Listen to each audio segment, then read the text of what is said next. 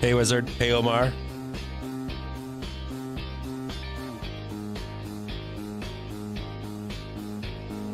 Zool, what up?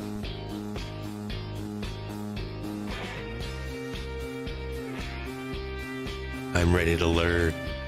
Good afternoon, Patrick. Wait till everybody piles up in here.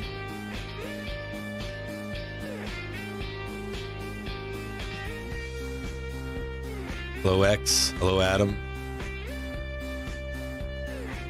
Hello, Jordan. Yeah, we're getting fancy around here. Hey, Omar, Jacob, Mikey. Turn this down here.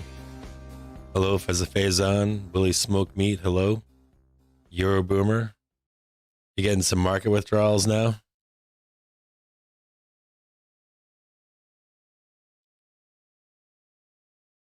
All right. I like that Euroboomer getting some market withdrawals. Travis, how are you? Eric, how are you? Profits and Henry, what's going on? Hope everybody's doing well out there. Feeling like a doorbuster event. Hello, Ben, how are you? John, how are you? Good to see everybody. Hello, Thomas. Let everybody pile in here. People, I'm sure will join at some point later on. Christopher, did you like the intro? Saw that Google Doc. Everybody's getting spicy out there, I bet, right? I know I am. Euroboomer has it correct. I think we're all ready to get back into it. Yeah, we're going to try to get this stream proper at some point. Hello, Andy. Jake, how are you? We have an intro now. The Discord is almost there. Hello, Explorement. You guys want me to play the intro again? Christoph, how are you, brother? Yeah, we've got an intro now. Hey, Matt, how you all doing? You guys want me to do the intro again? I love that intro. You can start it over again. You guys will want to hit me with a hammer after seeing it. It seems like it takes people a little bit to get inside the room, so I figured I'd do an intro just to give you guys all lubed up for the show. Website's being worked on. I still haven't, I haven't talked to Joe Donut at all this weekend. Open the casino, Guacata. Yeah, we got a bunch to talk about today. So we've got enough people here. We'll let everybody else get in here later on. We'll start with, we'll get this show rolling. People can come back. We're doing well. Had a great weekend. We'll do it live. I love that. I love that video. I haven't done the outro yet. It took me all weekend for this stuff. The back end of this stuff is wild. So we'll just start where we are right now. We have a lot to get through. There's a bunch, and I'll run it at the end. I don't have the outro yet. I have to do the, like have a great night or something like that. But the music, tell me if you like the music or not. So this is where we're going to start, okay? I don't know where futures are opening today. I know where we closed on Friday. I've got some stuff to talk about that. We'll get into that later. How about I just wait on that stuff? I know you guys want to know how we open up futures. If I had to guess, if it was a normal month and a normal year, I would say that we open up green. And I'll get into that later. I think we might even be green this week, shockingly. And we'll look at the chart and talk about it in a little bit. I think we're green. And it was funny because, futures have been open and everyone's saying it's going to be red, and it turned green, right? Eventually, overnight, futures went green. I think we're green this week. It was odd because I wasn't scaling out on my charts last Friday until the end of the day. And when I looked at the charts again, it looked like any month, any year, you would have been buying that bottom en masse. And there would have been many market participants. We didn't have as many market participants on Friday. We'll go through some of the technicals and that stuff as we move forward. There is going to be volatility. And well, at least that's what people think, that there will be some volatility this week. But I first wanted to start with this article here from the Wall Street Journal. They seem to put these articles out every 3 months, 6 months, or a year. But if you guys haven't had a chance to read it yet, it's worth the few key points and nuggets that are in here. And basically what they're saying is that hedge funds are following day traders across social media. And I noticed it in my feed on Twitter. I ended up making the Captain's Alpha feed. And even in that feed, I found there are some hedge fund guys in there. I know that there are people that listen to this broadcast or at least follow the Captain's Alpha and scrape where we're trading. And it made me like think all weekend long, because all I kept thinking about was, man, all these guys got to do is hear us on a live stream or see where the flow is being directed. They're probably tracking all the flow software out there. And this article specifically piqued my interest because this past week, I took a look back into all the new flow that came in. And it seemed like the hedging that was made was, some of it slipped through so you could get a looking glass view into the hedging that's taking place in parts of the market. And we looked at tickers that had hedging that slipped through, right? We had XLK. And we had XRT and KR specifically, Kroger and Consumer Cyclicals ETF had large block trades slip through. But what really piqued my interest was it seemed like some tickers last week had hedging put on, but that funds were trying to mask or hide that hedging. And if you read this article, that's what it talks about in here. It talks about banks and hedge funds trying to get a leg up on traders, or not short traders. And I don't believe that part, but they are trying to infiltrate and trade like retail traders. So if you get a chance to look at this, okay? We're going to go to the next point, and let's take a look here. So these are the early release numbers for tomorrow from Spot Gamma. Now, these don't match up to my levels that I have right now, to some of my levels. I want you guys to realize out there that I give you guys support resistance levels with pivot points most days of the week. Those do not match. Those are traditional support and resistance numbers. I blend those with these numbers here. So if you haven't seen this information yet, you can always come back at the end, pause the video, and take a look. Another thing that I did this weekend was I started to look at some FinViz screeners, okay? And I was looking through my FinViz screeners this weekend for, this is an oversold chart. This is a bounce. This is considered a bounce screener. And one of the interesting parts of this bounce screener was I started to look at it from a charting perspective. And the scary thing that I noticed was that a lot of these charts have not, this is in a typical year, in a typical month, I can use this screener to find where a bounce would be. And I'm a little shocked at the failures that I've seen in this bounce screener.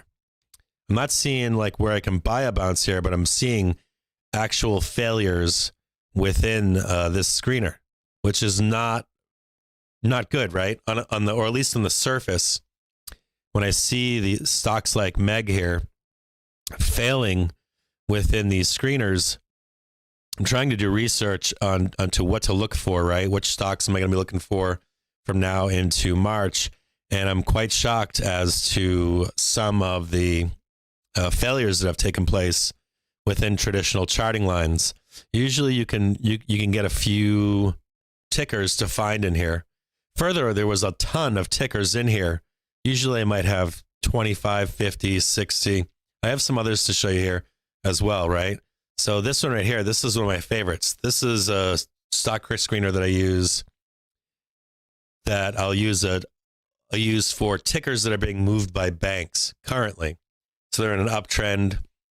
They've got great sales growth quarter over quarter. They're beating everything, right?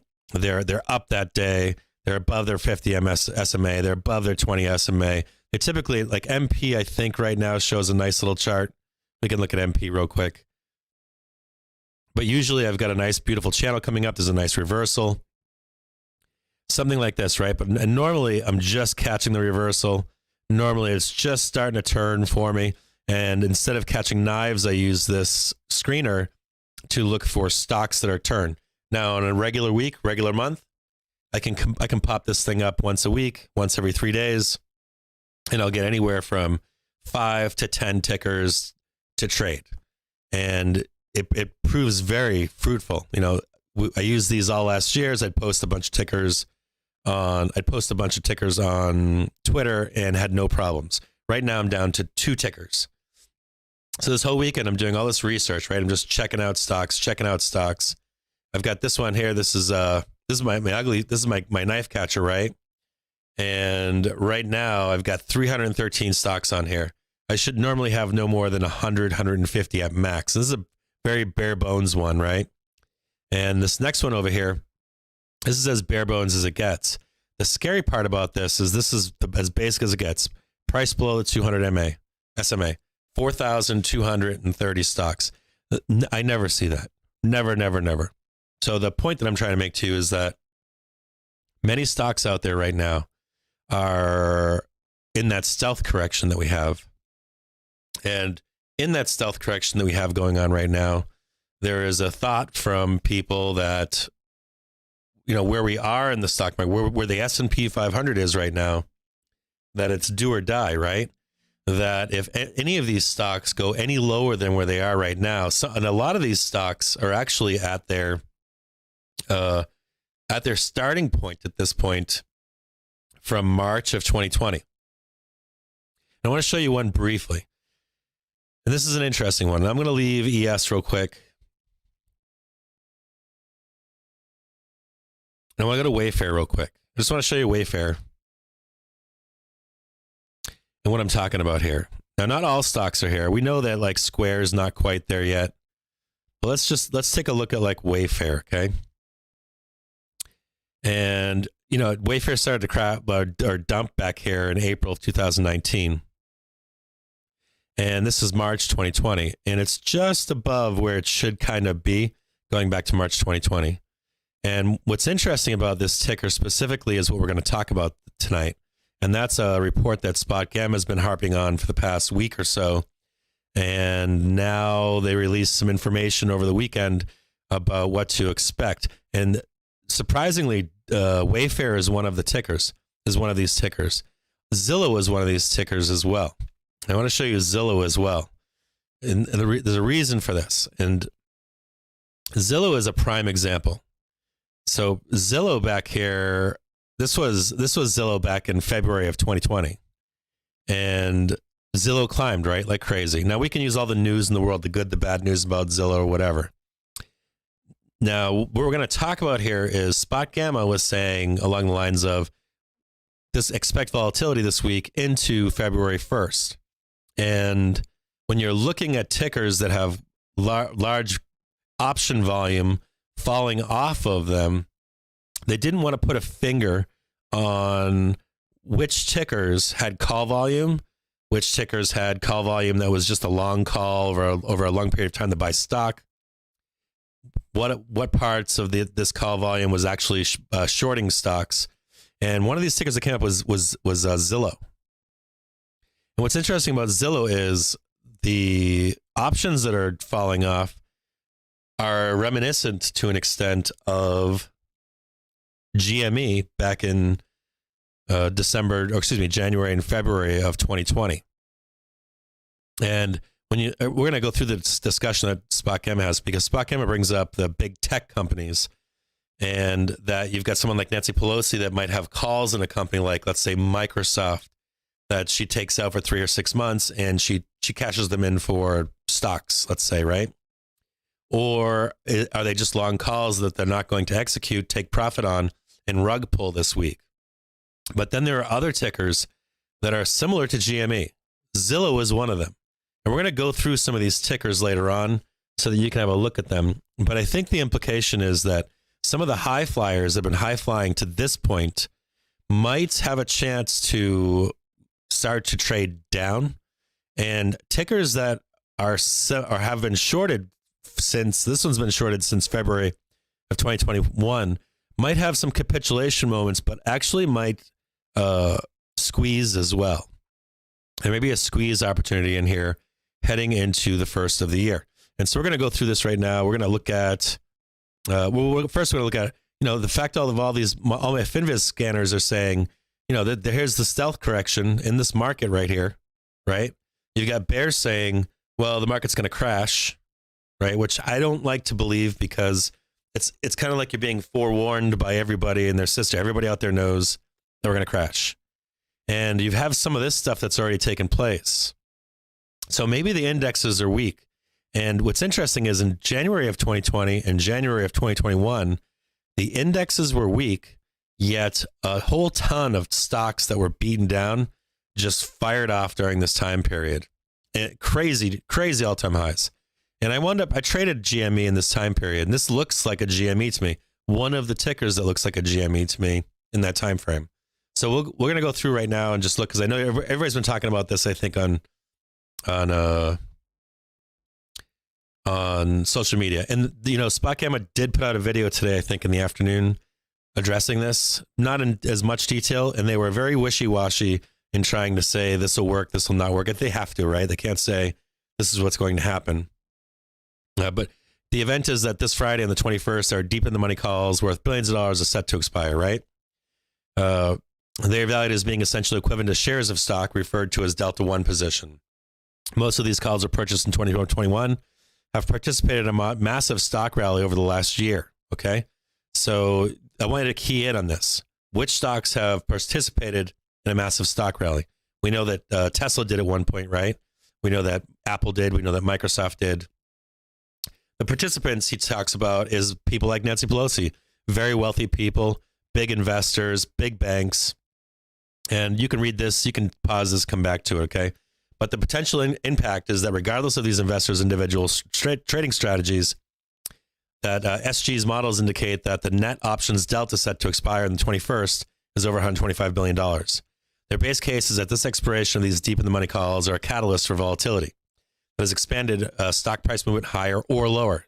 Notice that they're not giving you a definition as to what's moving higher, what's moving lower. The ability to assign a direction to this volatility is dependent upon how one assumes these investors are positioned. That's a key point right there, right? How are these investors positioned? Are these investors going to execute their positions and now own stock? Are these investors going to cash in their deep in the money call options and just take the money and run, right? Because we know that will will reduce the call hedging that needs to take place, right, on that individual ticker. That ticker can drop, right? And if they're scared, let's say these guys are scared, right, and they're thinking the same thing that all of us media is talking about. They're, got everybody out there saying we're going to crash, we're going to crash, we're going to crash. So why would you be executing your calls for stock unless you know what's going to happen in the stock market? And we don't know as retail traders, right? So there's a couple of things you're looking for. You're looking for when these if these calls are executed for stock, for physical stock, and they're not sold, that would be a tip of the cards that the market is not going anywhere. That maybe Nancy Pelosi knows more than us, and that she knows that Apple's going to continue to go up, or Roblox is going to continue to go up, whatever the fuck she's in, right? Now, if they are not executing these call options, they're just taking the money and run, you're going to see the stock market start to trade down at some point. Now, then this would lead into the 1st of February. We're going to go into this. I'm going to show you some examples of this happening in the past.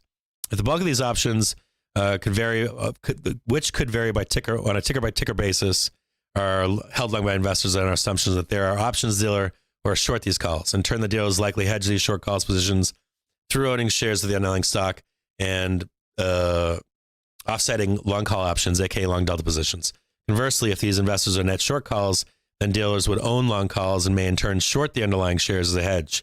While it is impossible to know the long-short position unequivocally, our belief is that the bulk of these calls are long, that dealers are in turn long shares of stock as a hedge. Therefore, when these call positions are closed or expire, dealers will need to sell their long stock hedges, right? So dealers will start selling these positions.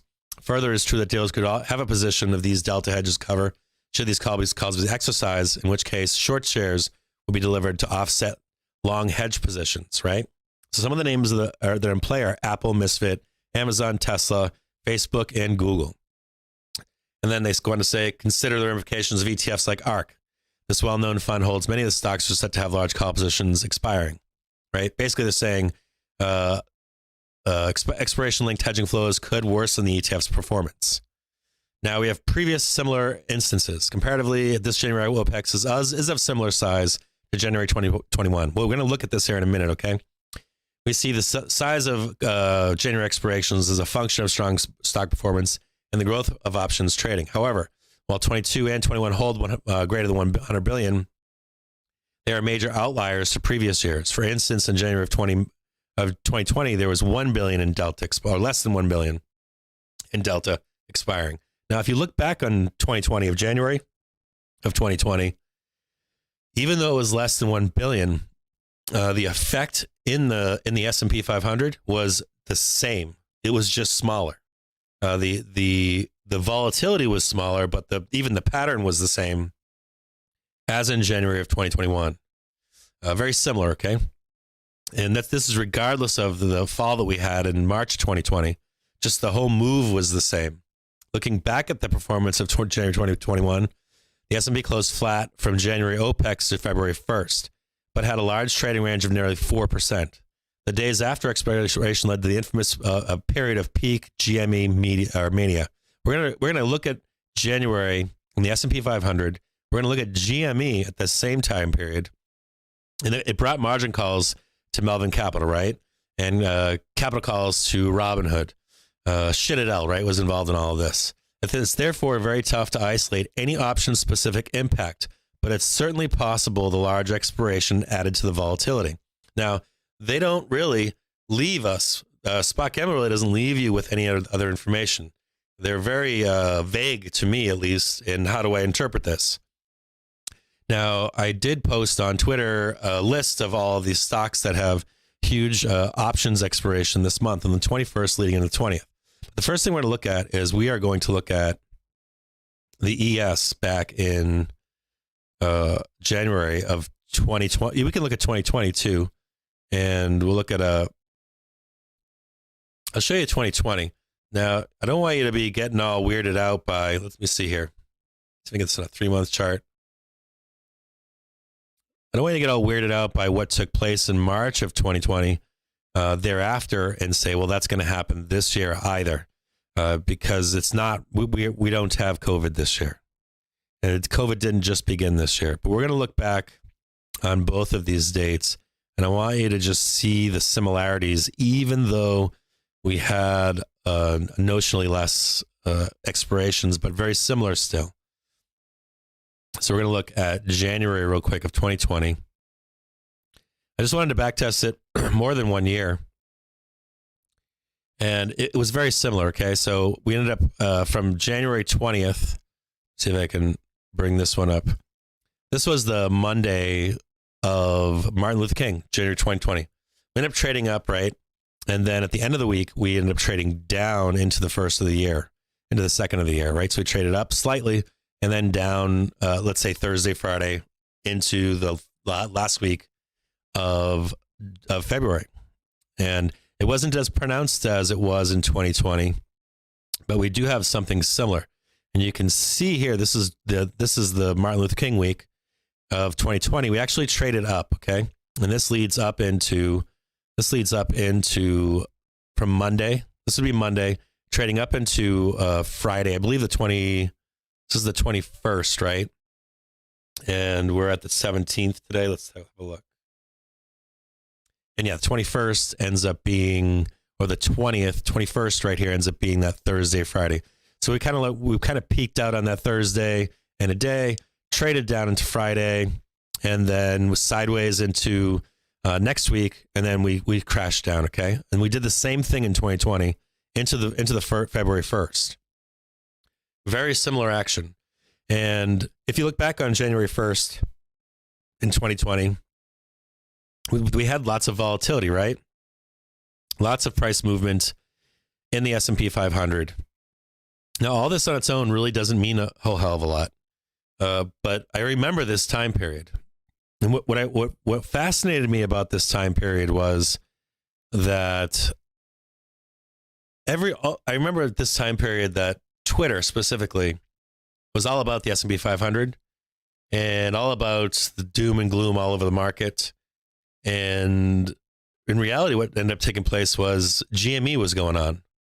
And there was just a very small number of people wrapped up in GME. And it became a little ridiculous, right, what took place with GME. Now, we're going to look real quick at Tesla last year. And we can look on your own. I want you to look up Tesla. I want you to look up Apple, Microsoft, all these companies that Spot Gamma mentioned. And let's look back in January, this time period, right, of OPEX. And if you look at this time period of OPEX last year, this is of 2021, right? And we traded up on Tesla, and then we immediately sold off. And you can see we sold down into the 29th, and we continued to sell down into February, right? Right into March, okay? And then I want you to look at what actually happened in GME. Now, I'm not saying or implying at all that we should be trading GME into this week. But there are a lot of stocks this year that are looking a hell of a lot like GME and remind me a lot of GME that are on that list. And here is January 19th of 2021. And it was wild. It was wild. And it kept going up and up and up into the 28th of January. So we're on only the 17th right now. So you're talking about stocks that have been, we can go look further back, right? If you look further back on GME, it actually follows somewhat of the playbook of stocks that were, this is the playbook for GME. And it started back here in January of 2019. It was shorted and shorted and shorted and shorted and shorted and shorted and shorted and shorted and shorted and shorted. And I remember the moment when it was down to like $3. And it was just shorted into the ground. And part of the whole conversation back then was, look, when you short something, not to forget the synthetic shares and the bullshit that all the Ape Nation and all those people talk about, but it just gets so ridiculous at some point that and their options are expiring in this January OPEX, right? That there's this brief moment where these stocks could move higher or move lower, and you saw in January of 21 on major tickers that big players had pushed up all year long. And then you saw all these tickers that have been beaten down for a year or two start to pop up. And if you remember in 2021, the GME squeeze ended up squeezing a bunch of other stocks around the market. It started to happen across the market on other tickers. And so I think this is some part of the implication that they're talking about. Now, this might not happen, right? We know this might not happen, but this to me is part of what's going on in the background of this conversation. Is do you end up seeing maybe S&P go up this next week, and then it starts to sell down and off into the end of the month? And meanwhile, we're not paying attention to tickers like Zillow, right?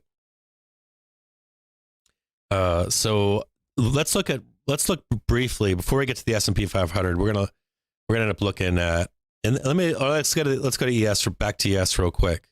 And so what their point is that they're trying to say is this. I don't know if this is Spot Gamma's point, but this is the point that I'm inferencing, is that, you might see some kind of a swoop up here. It wouldn't shock me to see, some kind of a swoop up here, right? And then we trade sideways and we start trading down. So let me see here. Let me move this over here. Let me delete this here. You guys want it in a better time frame. It wouldn't shock me. Nothing about these people, these banks, shocks me. So I guess the point would be, you would start trading up, right? You get to a certain point here, maybe you don't break an all-time new high, and you start trading sideways into the end of the month, right? And then you start trading down here, right? ERs, all the major ERs start getting done. You get all the big tech ERs done. We haven't rolled over anything. We start to roll over and we trade down to the 200-day moving average. All right. So bears get kind of fucked in here, right? Kind of trade sideways for a little bit. You're fucking the bears again. And then you're trading down, bears get paid. Some bulls got paid in here, but even the bulls are too afraid to take longs. We know the bulls are too afraid to take longs right here. So they might miss this, get caught in here and get wrecked, right? Meanwhile, you're wrecking the bears at the same time. And no one's paying attention during this entire time period. They're paying attention to ERs, and they're not paying attention to stocks like Zillow. They're not paying attention to these stocks that have, or some of their options flow is not the kind that pushed it up all year long. It's the kind that kept it down. And so when you look at a stock like Zillow, you start to wonder, hey, did these companies short these stocks into the dumpster, and they're about to pull them off in January? And so that brings us to this sheets that I posted on Twitter. This is a list of all of these tickers that have lots of delta coming off them, and call delta specifically. And I'm quite surprised at some of these. You've got Piton down here. You've got Blink down here. I know that Zoom and Wayfair are on here, right? These are the big ones. And, you know, Spot Gamma is highlighting EXP you've got on here. SRNE 5 you've got on here. I think that's Fiverr. You got W right here, right? So you've got Wayfair. And you start to I want to start charting these out and take ENPHs on this list, Pens on this list. Look at Tesla's way up here, right? Uber's up here. Remember last week on Friday, Uber was selling down into the close, but someone out there was just buying relentless calls on Uber. And I'm questioning myself, why is someone buying relentless calls on Uber? So, and Uber's traded down for a period of time, right? We can take a look at Uber, and Uber's on this list. So either someone knows what's going on, someone knows there's going to be some short covering going on at some point on Uber. See if we can take a look at Uber here. And Uber's trading basically as flat, right? It's been traded down since February of 2021. Just been trading down and down and down. Maybe if S&P 500 goes up this week, it continues to trade down. But as soon as the S&P rolls over, I mean, this thing's going to fly, right? So I'm gonna stop here for a minute before I move forward. I want to hear what you guys are saying on stream right now. I want to know what you guys think of what I'm putting out there to you right now. Do you guys think that this just means left side is cut off? This is when it IPO'd. Yeah, Snap's on that list too, I think.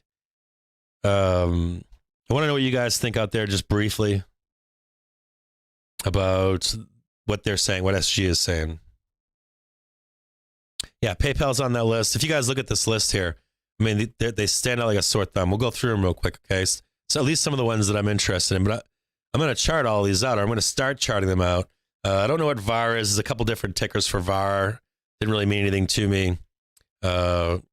But W stood out to me for sure. RAP stood out to me. Z stood out to me down here.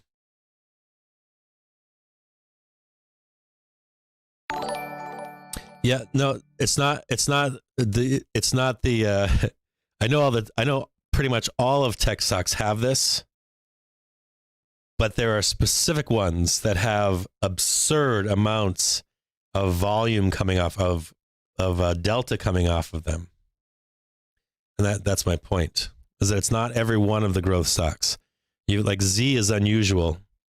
Jumea, you've got 185% rolling off. EXPE, 180%. SRNE, I mean, Crone, right? 168. I would never play Crone. 5. I would play 5. You're a crop too tight to read the left side of the screen? Oh, I see what they're saying. Hold on a second. Is that better? Sorry about that. I have to try to keep my credentials hidden on the screen sometimes.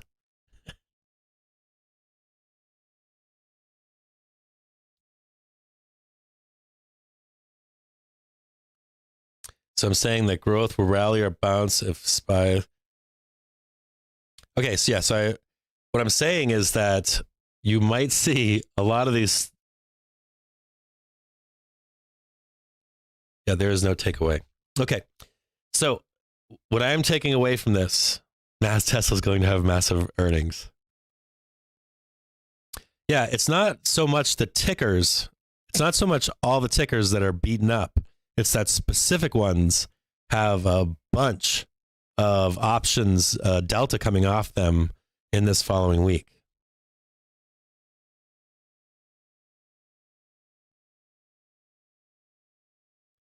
Is that better for you where we roam?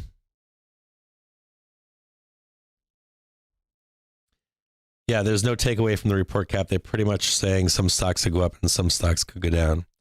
Yeah, I thought the same thing until I saw the flow coming in on Uber on Friday.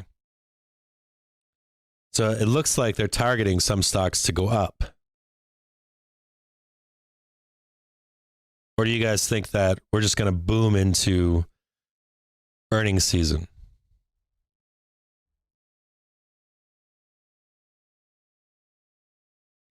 So that's what we're going to do. So what I'm going to do is this, okay? I'm going to chart out some of these tickers with you real quick. Tesla's going to go down. Got it. Yeah, I don't think Tesla's going down. I think Tesla's going up. I think that most of the S&P is going to be going up this week. I think though that once these options are executed or expire, trying this report to the flows makes sense. Yeah, so we're going to chart some of these out right now. We're gonna chart some of these out if you want to. And what I'll do is I'll set alerts on these tickers this week. And what we'll do is we'll pay attention to them as the week unfolds. Now I'm going to trade the S&P 500. Yeah, last year's Tesla did have solid earnings and it did sell off. Yeah. So my thought to you is this, or my posit to you is this. My point is that I think that the market does go up this week into Thursday, Friday.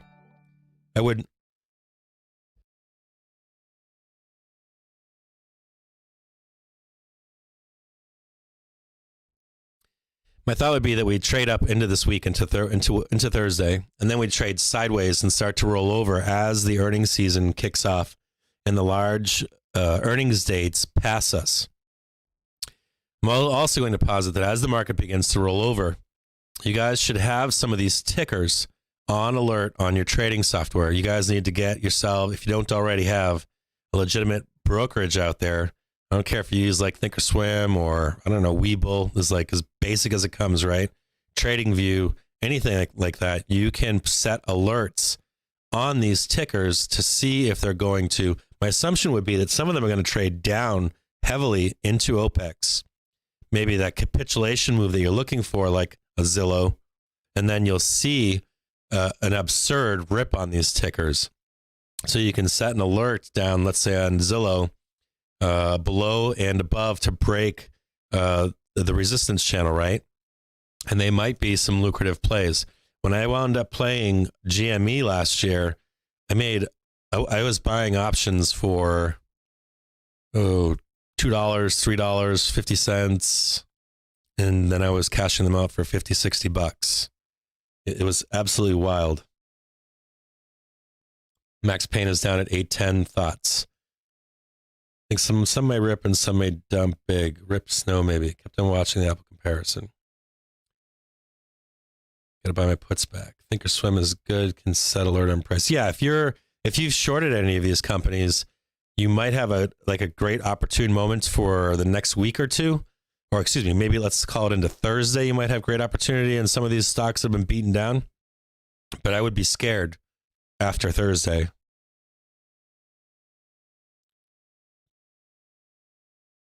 Well, the reason why I think these stocks are going to rip is because when you look at a stock like Z versus a Tesla, you can see that Tesla, the question is the hedging that took place in the background, which stock had hedging that drove it into the ground and which stock had hedging where they were buying the actual underlying. So you can see that Tesla, the hedging was done by buying the underlying. So once there's no more hedging required, and if the long calls, the deep in the money, the year-long calls, if those are not executed for stock, right, you're going to get double selling on a Tesla. Whereas on a ticker like, let's say, Zillow, the shorting of that stock will end, even if it's for a brief moment.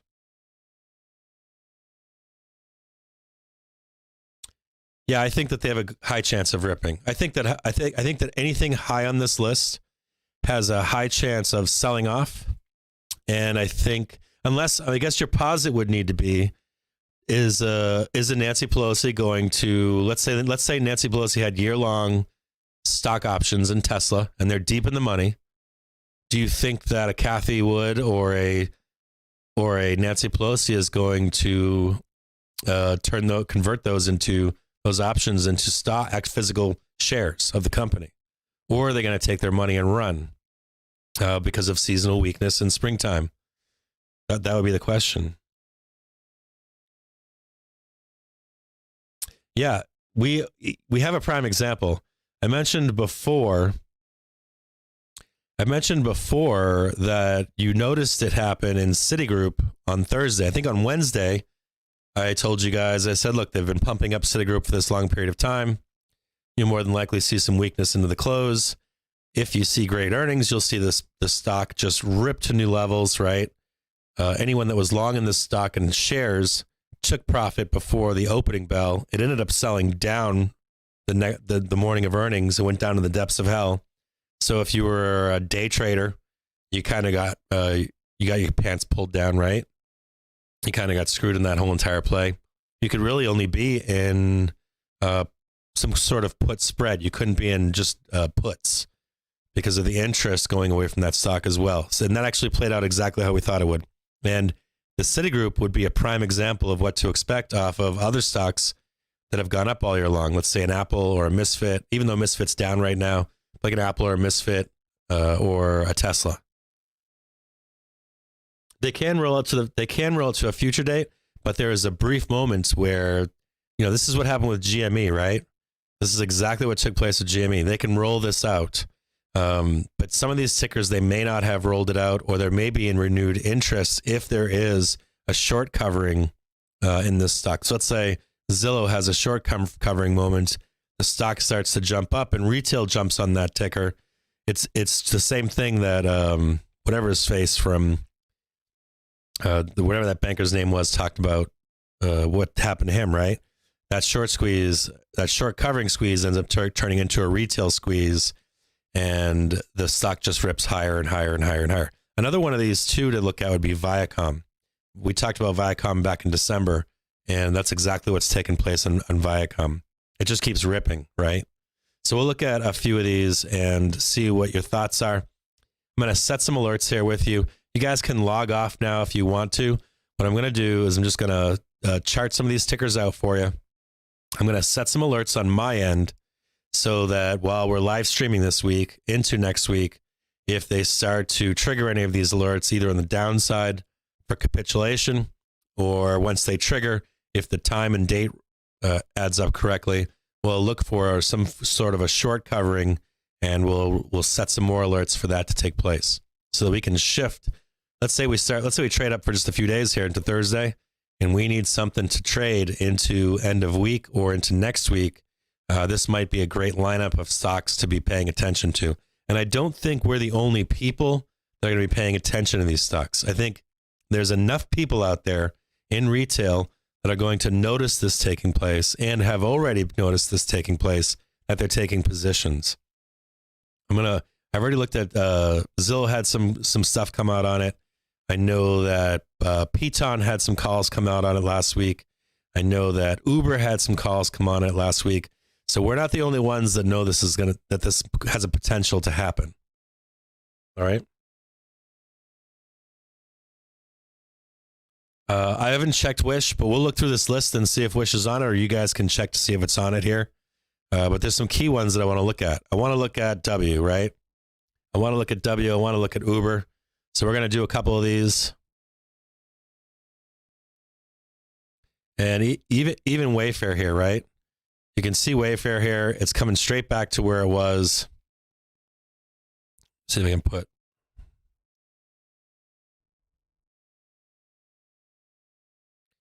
And you guys know you can set alerts, right? So if you start to tag below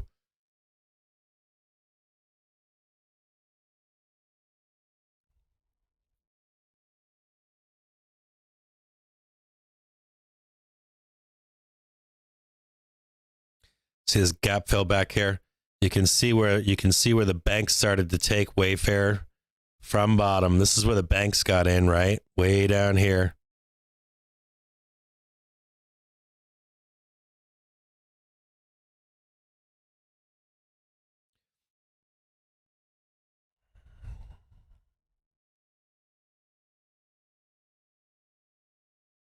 So what I'll end up doing is I'll end up setting some alerts on Wayfair.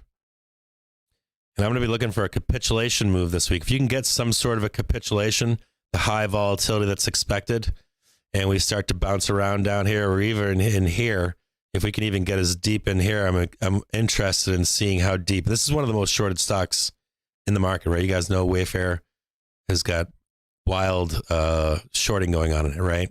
So I'm going to pay attention to this one right here.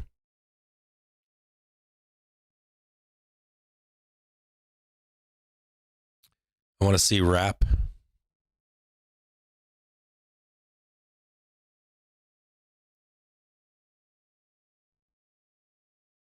Same, similar. Do you see how similar these are? It's been shorted down the entire year. This got shorted down since July of 2020. And when we come down to these levels, do you see these large moves up? Here's one right here, one right here, one right here, here.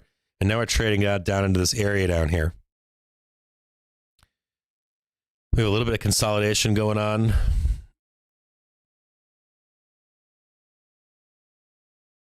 Right here.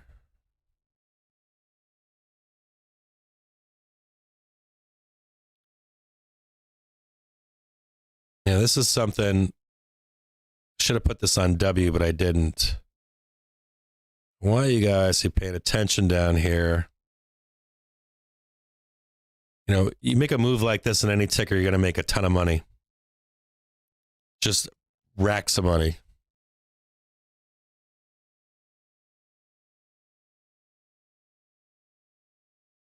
This is similar to how you would chart all of these out. If you chart all of these tickers similar to this, the ones that have been beaten down specifically, you're going to be waiting and watching to see if there's any sort of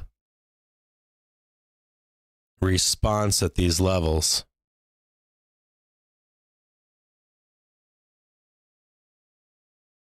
And I'll come back and I'll set alerts on all of these. Let me go back to W real quick.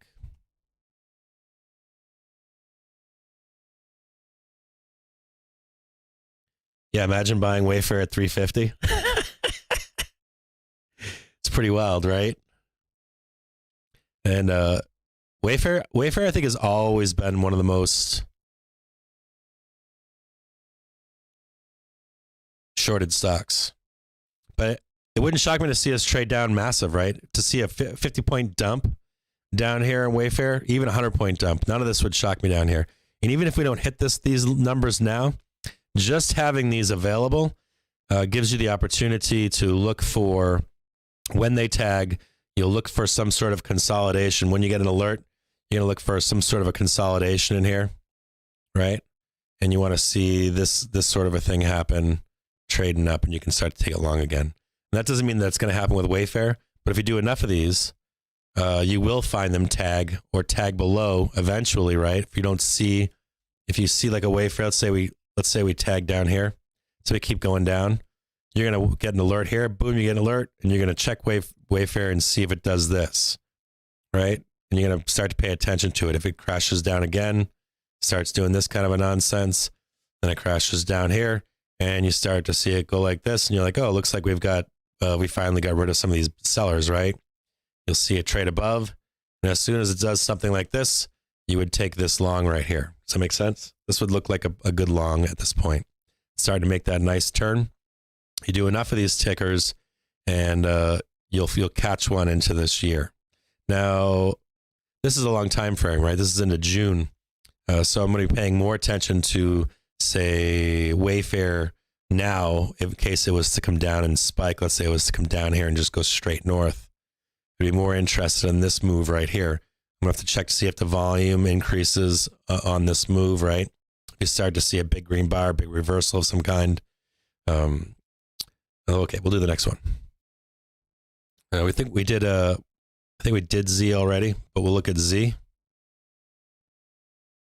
We already know about Uber. Did I already do Z? Yes, I already did Z. It's a prime candidate to me. This is a fierce move down over here. If we were to see Zillow come down into this 36 or break below, try to fight back through and then move into, this is February 10th. So I think this is a good candidate right here. And you guys remember JMIA?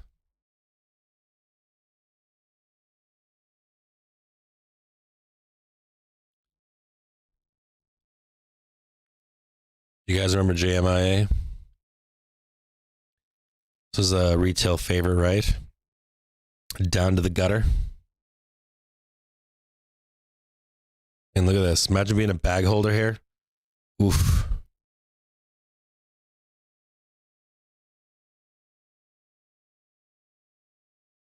Let's see what we got here.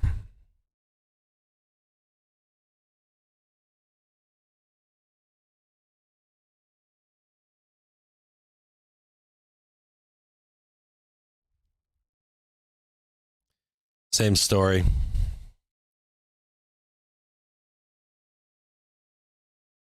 You guys remember that trade? This was a massive trade back here. This is insane.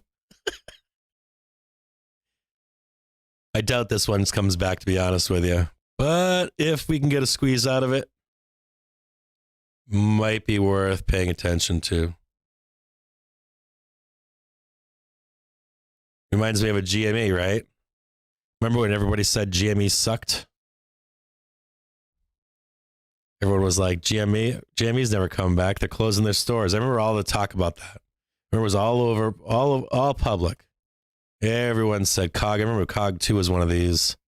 Look up COG 2.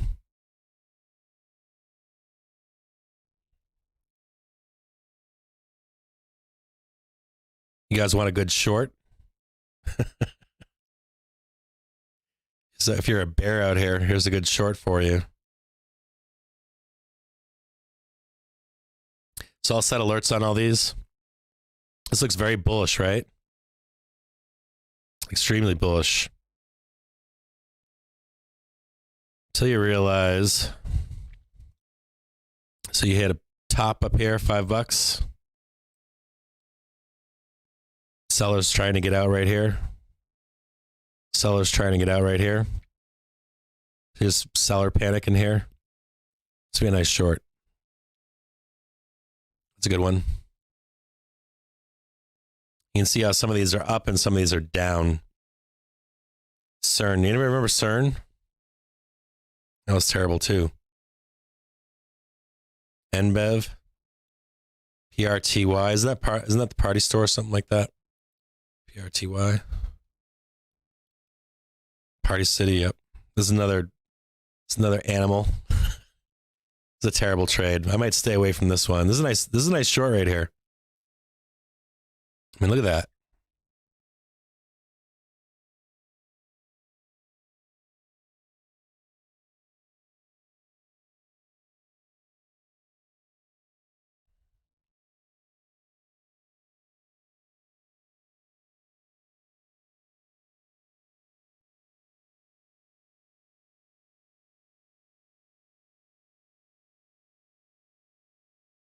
It's a good short.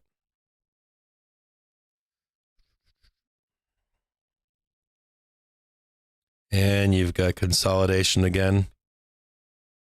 Consolidation down here. You've got more consolidation above. This is actually turning in some respects. So I'd be interested to see if this rips.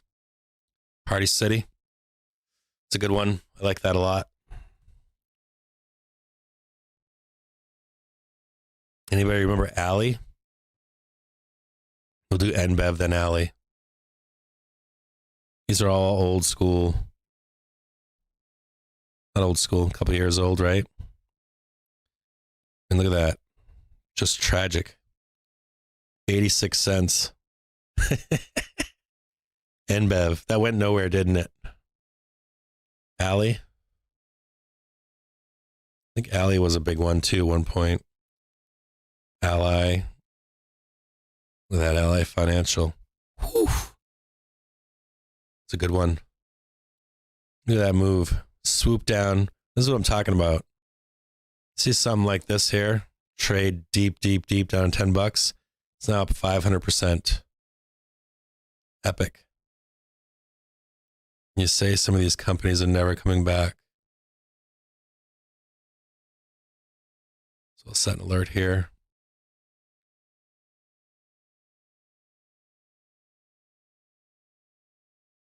This looks like it keeps getting bought. This is very bullish, by the way, in Alley. Yeah, a lot of weed tickers. I'm surprised that I don't typically trade weed tickers. I'm not a fan of them.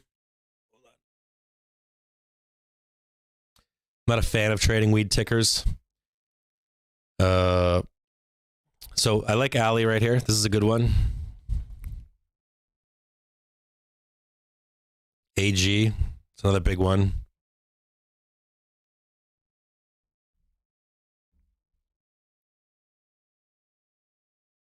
Everybody likes Majestic Silver Corp, right? Can't stand silver. Not going to do that one. Play, though. I'll do play. All the silver people are going to get pissed off at me for not doing silver. And tell me that the world's going to end. Let me know what you guys think out there. Are you guys GRWG, the Home Depot of MJ? Do you guys think we're going to be red at the open or at 6 o'clock, or do you guys think we're going to be green at the open? Let me know in the chat.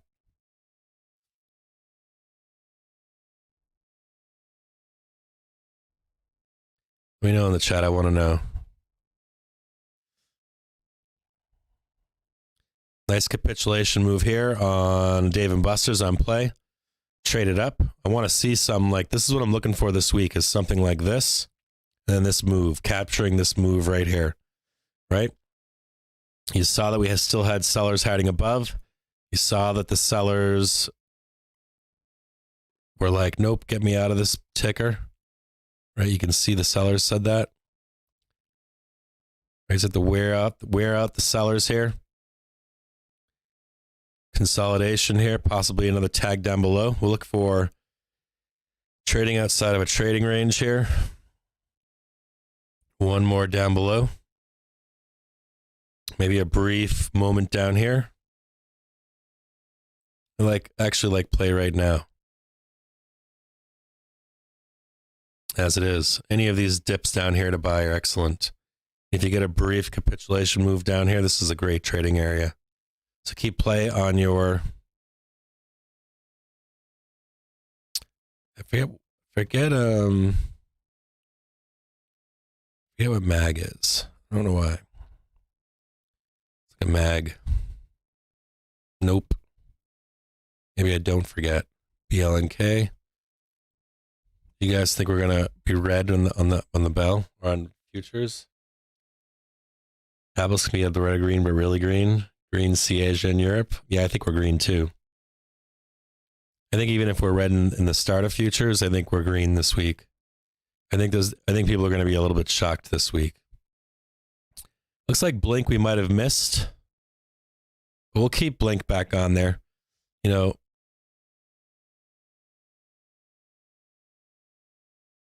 keep Blink back on here. I like Blink where it is currently. So it's broken through. These are the unexpected moves, right? When it starts to trade down. I guess you could call this a snapback trade, someone would call it. I actually like Blink again. It's surprising. Like, I don't like Blink, and then all of a sudden down here at $2-3 a piece, everyone likes Blink again. You go from $3 or $1.70 to $70. How many of you were in this trade? I'm going to bet that most of you weren't, right? So if we can see a nice capitulation move on Blink, see if we can look at this on a smaller time frame.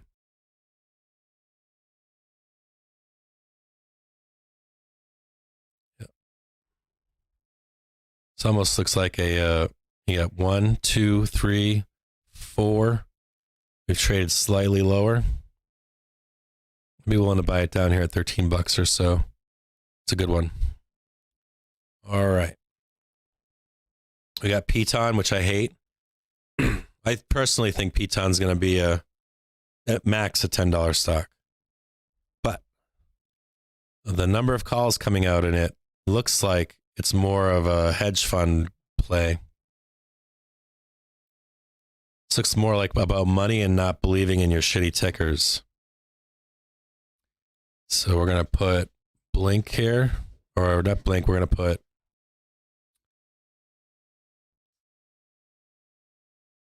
let's just look back. See where it started?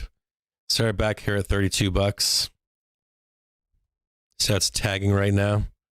I saw a lot of Blink calls this week, and I'm like, why am I seeing Blink calls? And this is the reason why. I think Blink trades down to like 10 bucks. But to not pay attention to Piton, not Blink, I think Piton trades down to 10 bucks or so. But to not pay attention to it down here in between 30 and 20, this is like hood, right? Well, it's not a hood in any way, shape, or form. But if it tags down here at 10 bucks or 3 bucks or 2 bucks, it's still worth paying attention to as it trades down. If there's a capitulation moment, there might be a move higher. And I don't believe in Piton at all. So just take that with what it's worth. It's more of a squeeze play. USO long versus Piton short. Yes, futures up and going right now. Should we look at futures? I haven't even looked.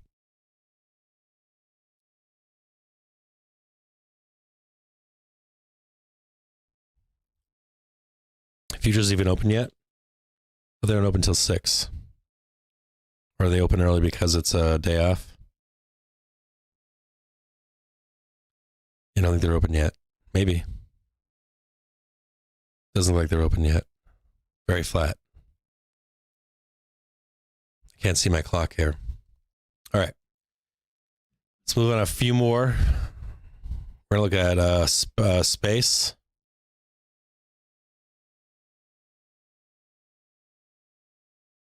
Virgin Galactic, the darling of the internet for a long time. And everyone says this can't happen. Look at this. This is one that I want to really pay attention to. It's gotten so beaten down. And then you've got banks out there. You've got Ray Dalio telling you that this is doom and gloom, right?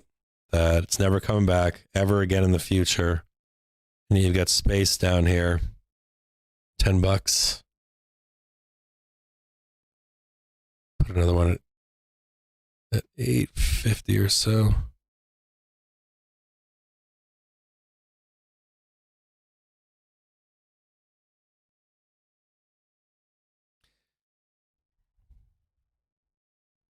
And that's what I'm looking for. All I'm going to be looking for is, so what I'll do is I'll check all these on their volume each day if they're up in the morning. I mean, Space went to 60 bucks. Now, I don't think if Space has anything happening to make them go to 60 bucks ever again, but I do think that at some point shorts are going to cover in here. Yeah, I'm going to look at 5 next.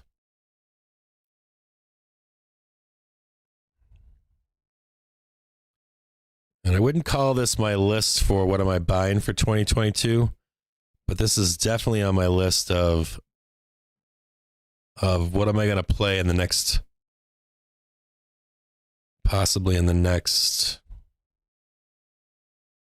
2 weeks, 3 weeks. Matter of fact, I'll make a bet with y'all out there. Yeah, more Ray Dalio commentary. So I'm going to make a bet with you guys. I'm going to bet you that you see some massive squeezing in the next 2 weeks. I don't know where, but it would be neat if we could get it down to like a possible 20, 30 stocks and see if like is that Spotify?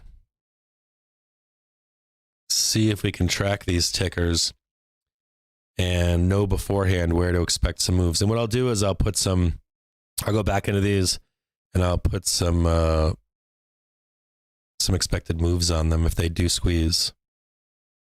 Yeah, I don't like Spotify. See this right here? I like this as a short. I like Spotify as a short. I want to see Spotify come down to where it was, at least where the move started. This is where the move started in here. That means the banks aren't out yet. They're still in. This still hasn't had a capitulation move. So if you're a bear, I like the Spotify trade to continue short, especially into this weekend. I like it a lot.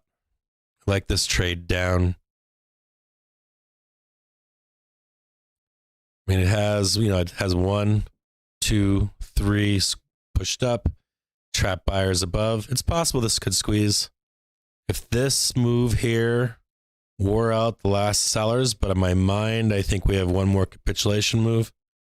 I'm almost positive you get one more capitulation move here.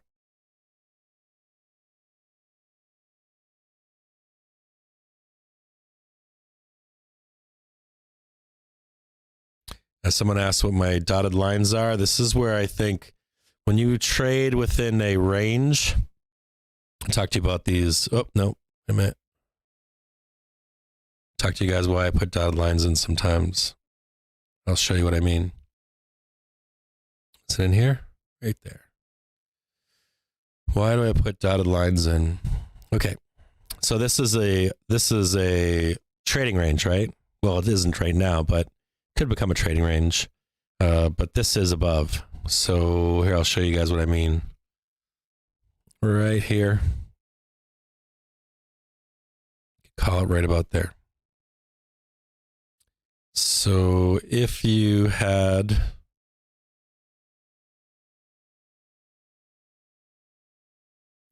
defined range, right?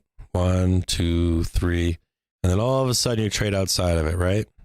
1 comes back inside of its trading range, 2, 3, 4, trades above it. 1, 2, 3. Sometimes it'll trade down before it comes back into its consolidation range. So you'll have like, expect this right here. And you expect this right here. And you have buy or sell orders and buy orders down here. And every once in a while, be trading in here and you'll trade above. And you'll have someone that'll come in and they'll be buying puts here and they get wrecked. They'll come back down, start trading in here. Everybody's buying and selling. QCOM's like this. You become a buyer down here and it trades down below. And you get burned. So you're actually looking not to buy these moves here, but you're looking for any outliers. You see these outliers, this is the one that you want to buy for max gains. Or sell for max gains. Does that work? So what I'm looking for here is an outlier event in Spotify. Because we haven't seen any, right? Notice how it hasn't traded down once, just stayed here. So you're looking for one quick outlier event. You grab it and it shoots back up because you got all these trapped bulls in here. All right. That's enough with that. ENPH. Put you guys all to sleep out here watching this stuff, huh? PH.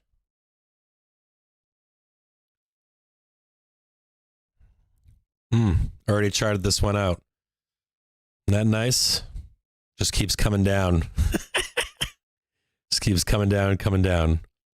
Notice how back here when I charted it here previously, you saw it started to trade. It broke through resistance here, started to consolidate, broke above, take this move up, print, right?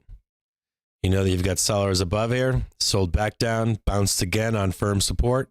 So we have nice support right here, traded all the way up. And you're looking for the same thing right now in ENPH, right? Keeps trading down, keeps trading down. You've got major support down here, right? You guys checking this out? Who asked about ENPH? So what do you want to know about ENPH? It's breaking below. It's not bullish yet.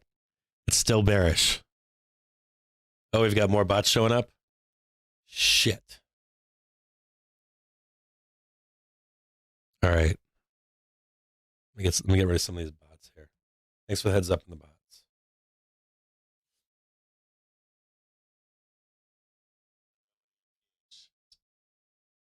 You got bots? Oh, you guys are going down. Okay, hold on. Report. Child abuse. There goes yours. One of these days I'm going to end up reporting one of you for child abuse. I'll like click the wrong button or something. Too funny. Thanks for the heads up in the bots.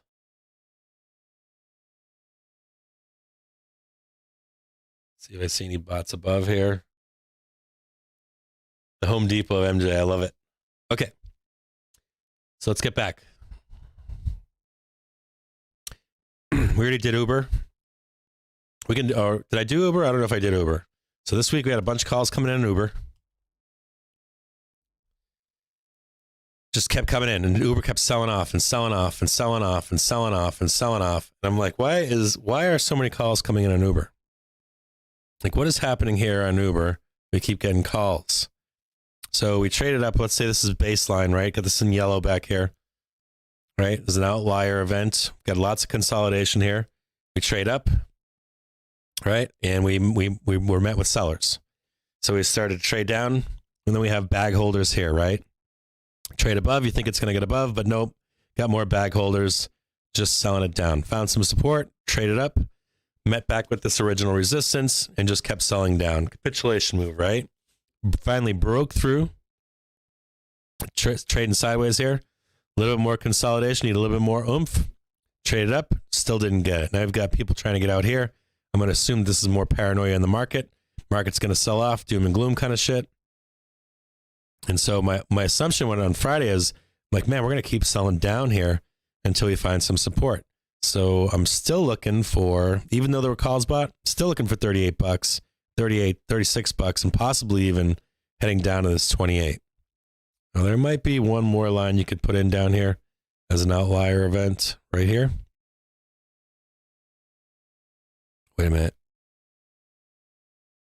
Put that in the old trash can. I have one more outlier event here. Might happen. But I do really like this. You kind of, so you've got sellers here, right? Let's say you got all these bullshitters up here that are now trapped, right? And they're just hoping that you trade higher, which happened here, happened here, happened here. Yeah, I'm going to expect it to come down somewhere in this very area here. Even though there was all that call buying, expectation is that trade down here somewhere. You're going to see something like this. At least to here. I want this move right here. If I can get it, I want that move right there. It's like a 20% move.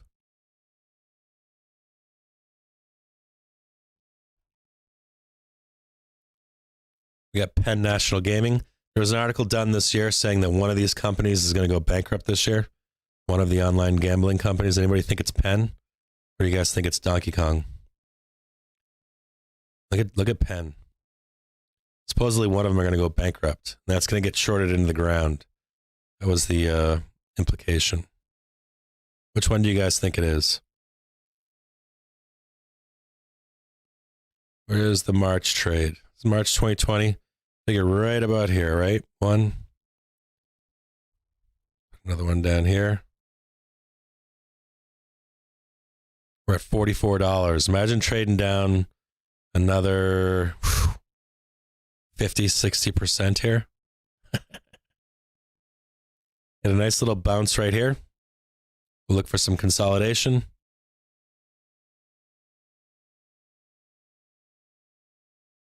little bit tighter there.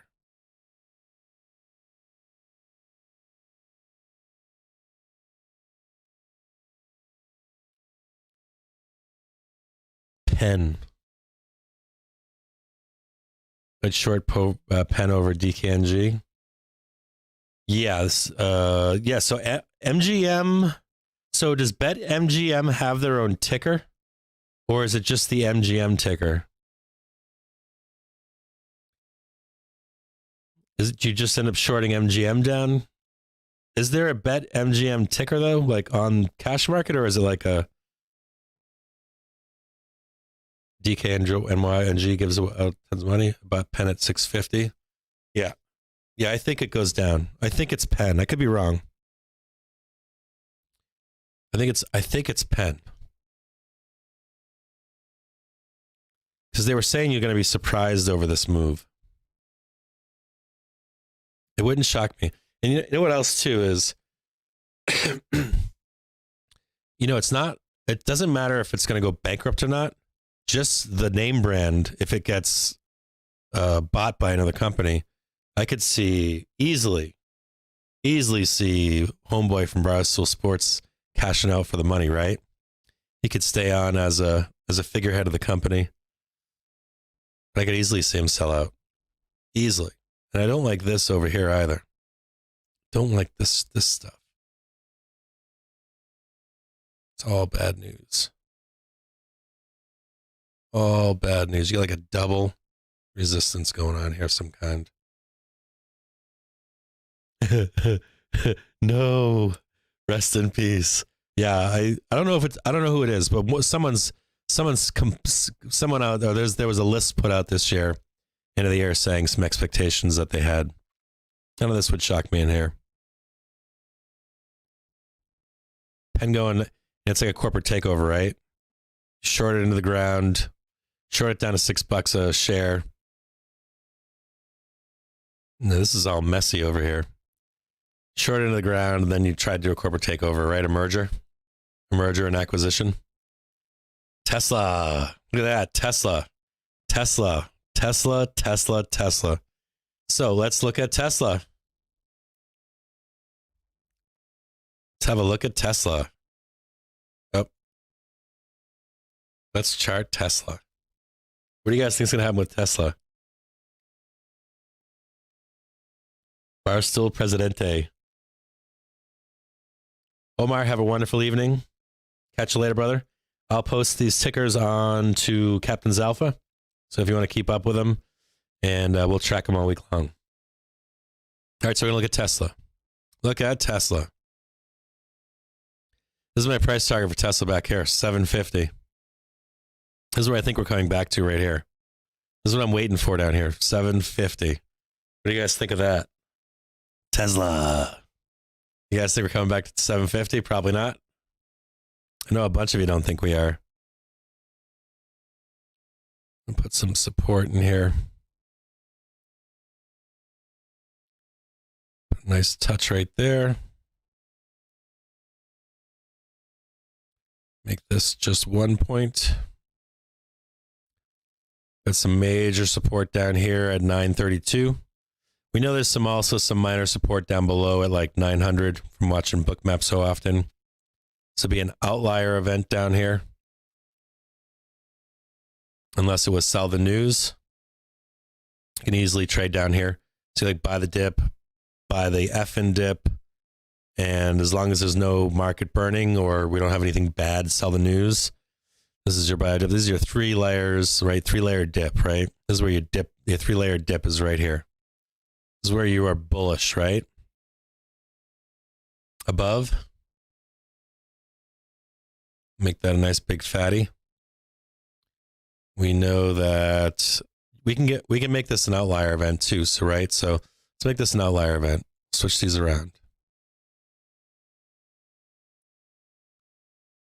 So you guys can see where to buy the dip. Make these nice big fat lines. You guys should never be coming to me with should I buy or hold here? So we can do it right now. Make this one red. Because you can always jump in afterwards. Make this one yellow.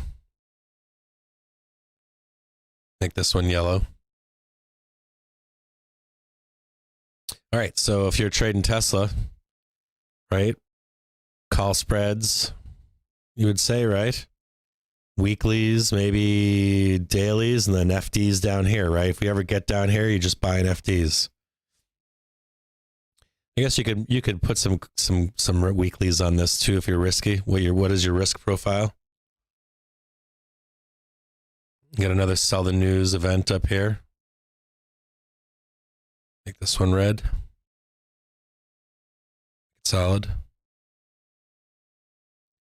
Do another one down here. Somewhere in here.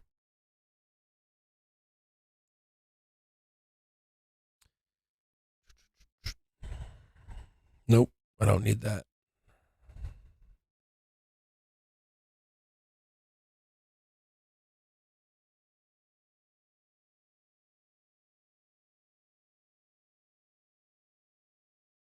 Right there.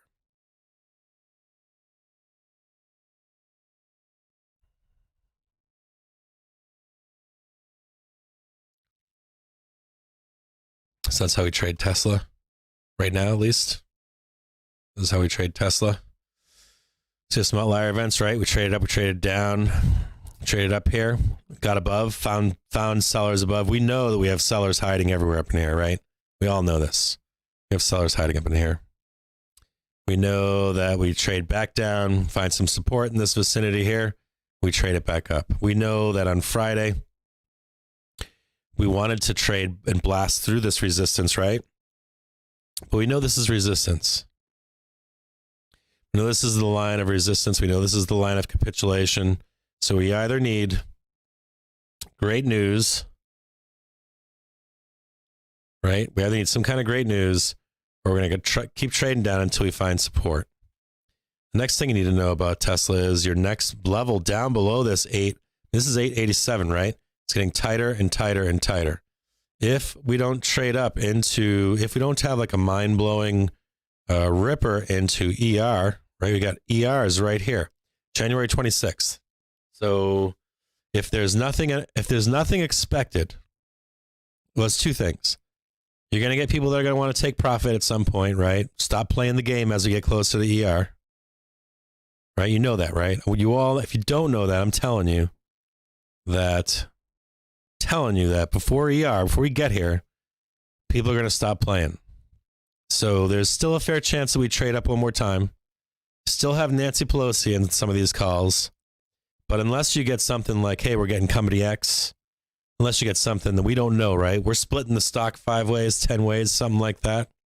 You got resistance right here, right? But let's just say we don't get anything great out of the normal news. Let's say you got people that say, nope, I'm going to sell calls above here, like longtime stockholders. Yep, nope, I'm going to sell calls at 1,200 above. I'm just going to print, and hope that there's no big news coming out. I've got an insider that I know an engineer over there at Tesla. So I'm just calling Gary Black's up here selling calls, right? And what are bears looking at? They're like, oh fuck no, I'm gonna fucking short this shit down. Not only that, you've got Nancy Pelosi, let's say Nancy Pelosi out there that's long, and they want to get out at some point too, right? Because if news doesn't come out positive for Tesla, where do we head down from here is my point. This is your support. This is your ER support down here at 887. So I keep telling people I want to buy it down here at 775. So let me know right now what you think of this. Futures are open. Futures are open at 6 o'clock. So let me know right now, off the top of your head, what do you think is going to happen with Tesla? Because I'll tell you what, there's a bunch of shit you got to think about. The moment we cross this line right here, interest is out the door. IV is out the door in any calls that you have. If you want to go long here in Tesla, this is a pretty good place to go long in Tesla. In this vicinity, anywhere down here is a good place to go long in Tesla. Kind of have to go with call options or spreads. Can't really take, because if you hold a call from here, let's say you trade sideways into ER date or sideways and slightly down, even if the calls print, the interest is going to go down, so you're not going to print. So you kind of have to take like an in-the-money call option. That's a spread. Or you got to take something down here. That's a deep in the money call option. That's a spread to protect yourself. Or you wait until after ER to trade Tesla. And the runway, right, is getting shorter and shorter as we get there. So Tesla goes up. Does it sell off at 1060? Yeah, I can see it going up here. I'm not going to say it doesn't trade up at least once more. I think there will be an attempt. I'll give you that. There will be an attempt between now and next week on the 22nd to drive this up. And if anything, if there was a chance for Tesla to go up between now and ER, it's going to be, without a doubt, between now and Thursday. Not Friday. Now and Thursday is your only chance. And I've been in Tesla. I've held calls in Tesla. I held calls in Tesla when they made the announcement to split, the last split, and through the split itself. So I made a ton of money. But I can tell you that the other 10 times that I've held through an event, like through the event, not the run up, but through the event, I've gotten my ass blasted. I've gotten my ass blasted out. So I haven't looked at futures. I'm bringing them up right now. I'm hoping that it's slightly red. That's my hope. Or they're ass blaster green.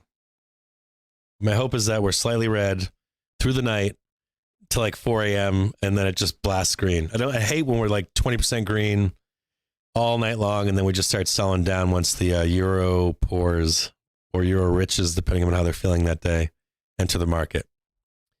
So in here, this is great consolidation. I'm going to be looking at Tesla earlier this week. I want to say on Tuesday morning, I'm going to try to trade this if I can.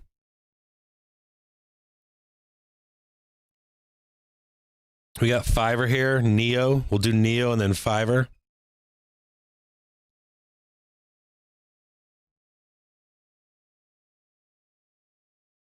So we'll do Neo and Fiverr next.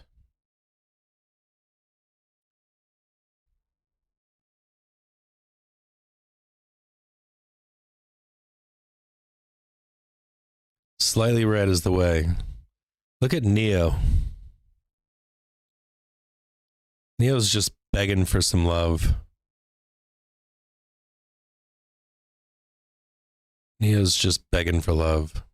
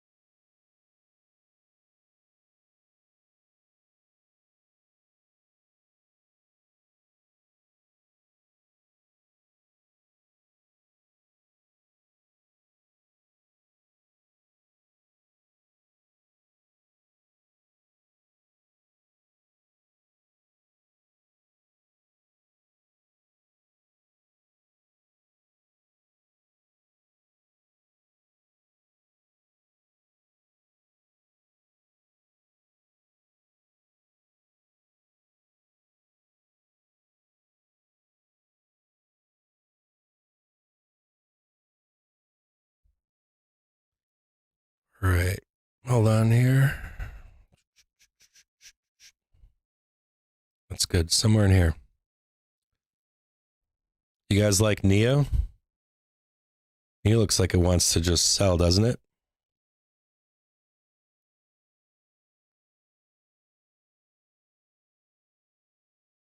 I like the consolidation here in Neo, though. I want to see that last little bit of capitulation. This might be a nice little play as well. Tesla's last ER, the stock rocketed. If factories open, it'll blast.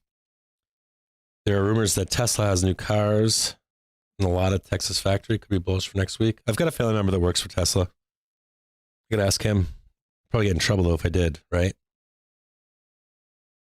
Yeah, don't want to get your ass blasted. Head and shoulders, so I think we're going down. Tesla goes up this week. Up earnings with factories. Robert, take it easy. Have a great night. I'm putting half of you guys to sleep with my easy voice. Should be yelling and screaming with you guys right now. I have some music on. They're storing a bunch of cars inside the plant. We can go back to Tesla real quick. It's not that I'm not bullish on Tesla this week. either. Let's get down to a more granular level. The only thing you're looking for here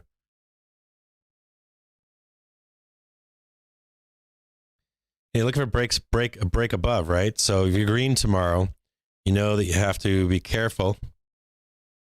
Let's say we're green tomorrow on Tesla right out the gate. Market's green, SPY's green. You'll take that trade to right there, right?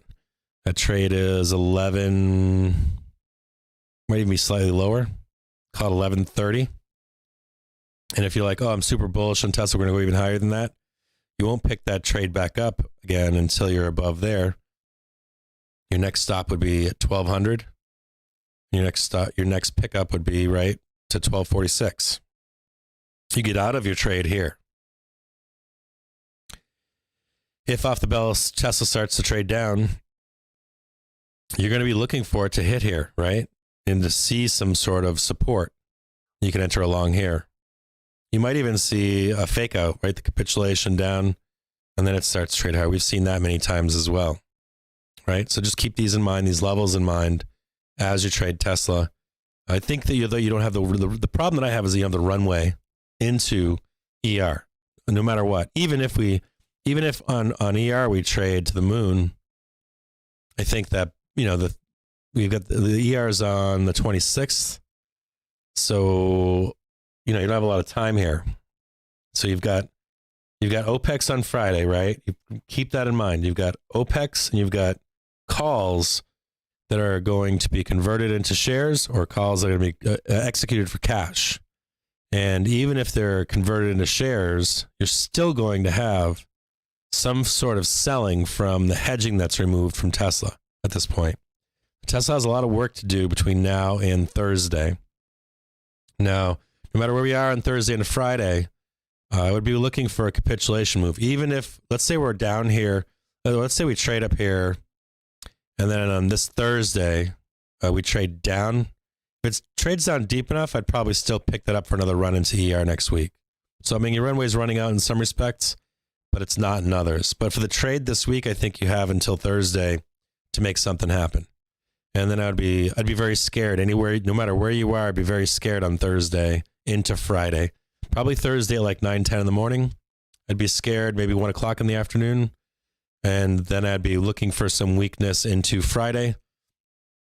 And again, the way that what SpotGam is saying is that, there's a lot of delta, positive delta rolling off Tesla specifically. It's on the short list of 5 of the big tickers. So just be conscious of that as we move forward. I'll make sure I focus on Tesla this week. I'm interested in trading it myself. So I'll pay attention to it as the week moves on.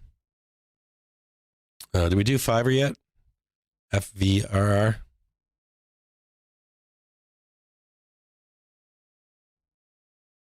We can short these tickers down too.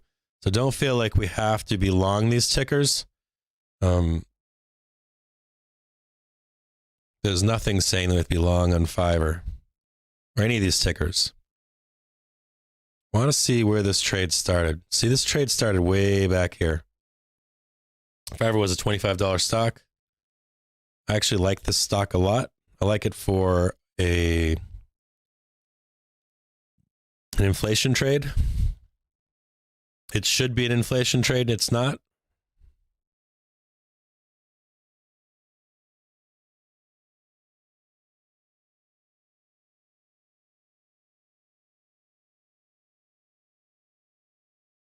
And if we had some capitulation into the weekend in this is one I'd be interested in trading somewhere in here.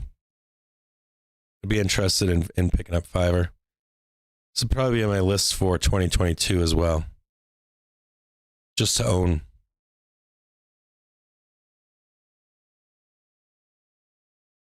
I like this ticker. And I like where it's bouncing right now. Or it hasn't bounced yet. But I'm looking for, it's at $85.15. But if it comes down to that 77.23, it'd make a nice trade anywhere down in here. I'll put some resistance on this to see how ugly. And this looks ugly, right? For all intents and purposes. I bet you there's some Fiverr bulls out there that are just crying right now. They want the pain to stop. Imagine being locked into Fiverr at $300, $249, $184, $121, and now you're down to $83. Talk about a capitulation move down in here. I mean, I want to own Fiverr. Got a nice little turn coming in right here already on Fiverr. And imagine going from 85 to 140. This would be a great trade right here.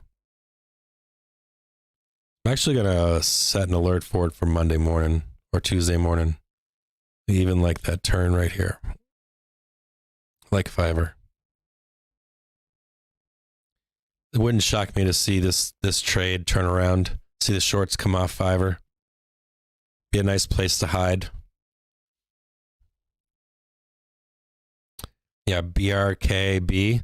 So BRKB, this one went, I think this one went to the moon the past 4 weeks, right? This would be a nice short, by the way. BRKB. CMG plug. CMG is a good one.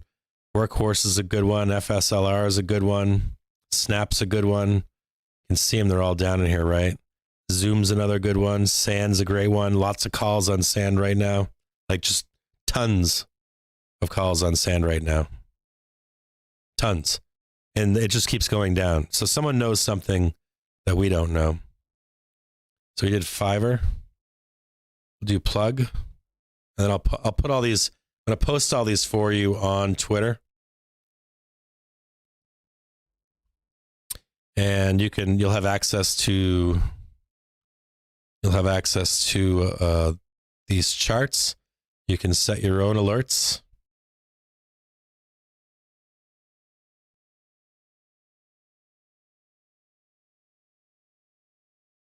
And man, this one hasn't come down near enough yet, right? This is the one that people just accumulate. Retail accumulates and says, I'm never selling. Remember hearing that? It's $4 up to $20 right now. Tapped this line how many times? Whole bunch. But who raised it up? Banks did. They raised it up from $4. So this is a good short right now, still, believe it or not. If any of you guys are into shorting, Fiverr is still a short down to, believe it or not, $4. I know you guys aren't going to believe that, but it really is.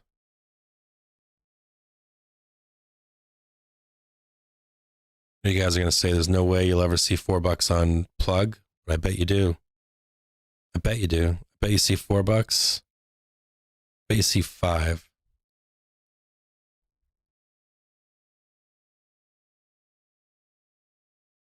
It's a good short right here. All I need is a bank to pull the plug from back here. Down to $4. Fiverr earnings are on February 11th.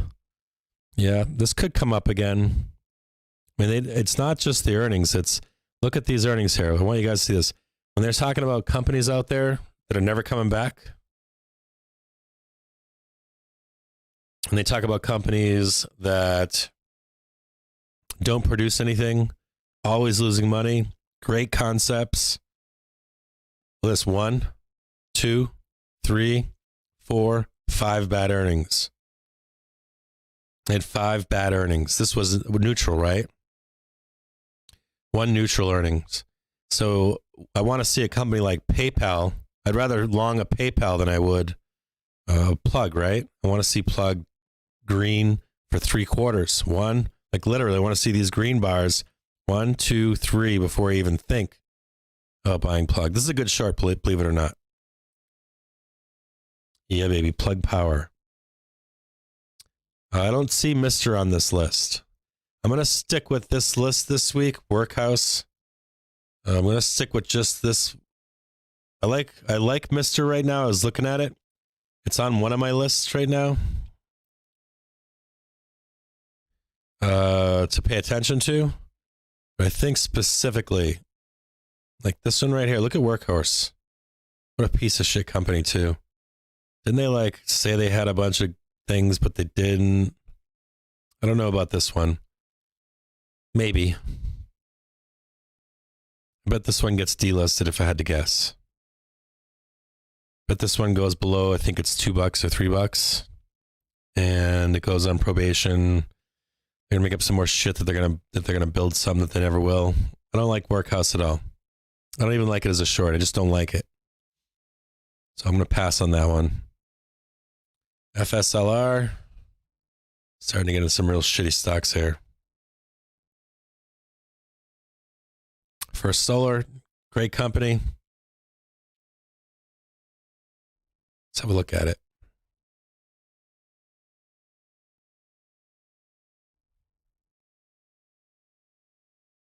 I like that it trades down here a lot. I like this zone down here.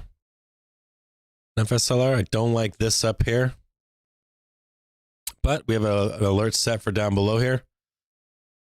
We'll see if there's a reaction because we got what? 1, 2, 3. Never really had a reaction here. So I don't trust that. Maybe down here. I really like to buy it at $67. So if I miss this one, I miss this one. This is a good idea down here. We'll raise it up slightly so we're in the know before. I like this one a lot. I like FSLR.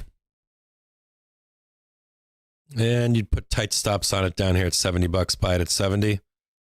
If it breaks through $70, you want to have a tight stop down at right there.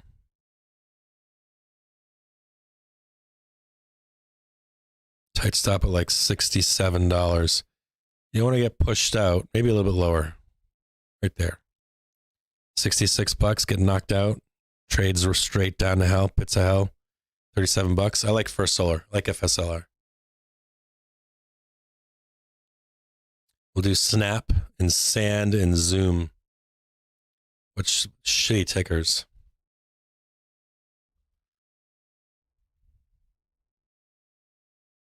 I think that's enough. Same kind of a thing on Snap. Capitulation move. They've got earnings coming up. They just had earnings, didn't they? They just have earnings? Yeah. February 3rd is coming up. This week or something. They do fairly well, right? 2, 3 in a row, 2. Not bad. This is nice back here, though. May, January. Usually have good earnings in January, it looks like. One bad earnings in January there. Another bad earnings in January there. Neutral. This is the one where they gave bad forward guidance. This is the one where maybe those hearings will help Snap. Still think we trade below. Fill this gap below. I don't think I'm a buyer of Snap. I have bought it in the past. I think the last time I bought it was at $50 here. I bought this move. I think I bought this move right here as well. Price target on Snap's $27.16. That making you guys mad? We'll pay attention to it. Because it might snap back.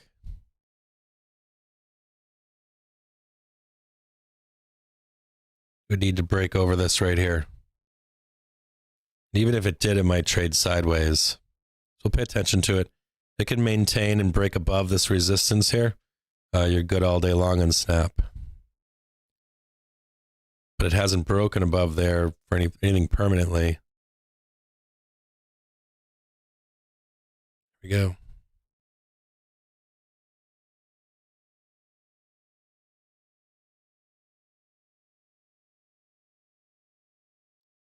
All right, there's Snap.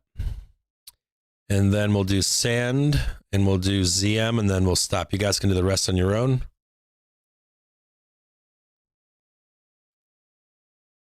Oh, I thought Sand was Sands, but it's not. So we'll do Zoom. Oh, that's LVS. I'm at the wrong ticker. Thinking LVS. I saw a lot of calls on LVS when it was going down. I like this ticker too. Like all of these. This is, assume that's May 2019. Where's 2020? April, May, March 2020 is up here. We're getting close. Zoom's getting pretty close. I like Zoom now too. I'll give you Zoom. This might be one of the best ones. I'm going to be paying attention to Zoom. You know why I like Zoom? Right here. Green, green, green, green, green, green, green. And anyone saying that, I know that the news says that Zoom will never make money. People going back to work, but that's not the truth. So anywhere from 154, let's see, 154, kind of like it right now too.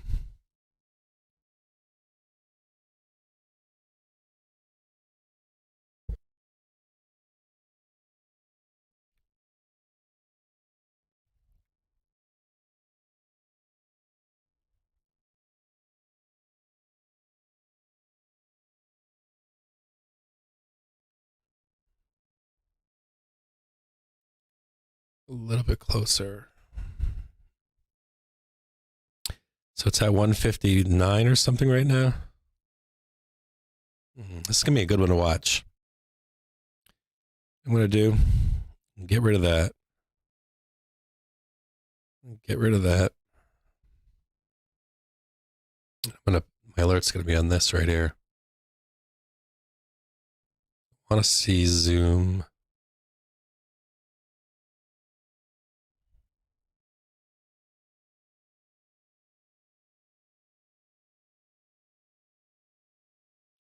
Set the alert right here. So if I can catch an alert on this down channel, if it breaks or touches it and breaks above, I'm game for this one. If not, my price target for Zoom is 110.96. Could be slightly higher. Doesn't shock me. Maybe here. 133 would be first stop. Second stop, 110.